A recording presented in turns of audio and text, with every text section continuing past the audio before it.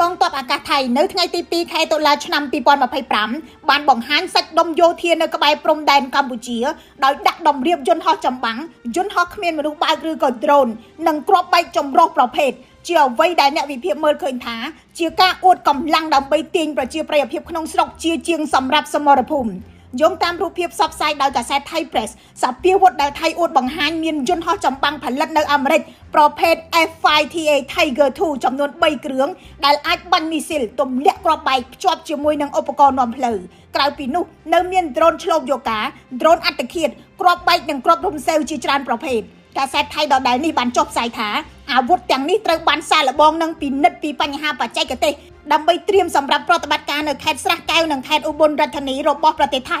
ខេត្តស្រះកែវមានព្រំប្រទល់ជាប់ខេត្តបន្ទាយមានជ័យចំណែកខេត្តឧបលរាជធានីជាប់ខេត្តព្រះវិហាររបស់កម្ពុជានាយឧត្តមសេនីយ៍សេកសានគុណថា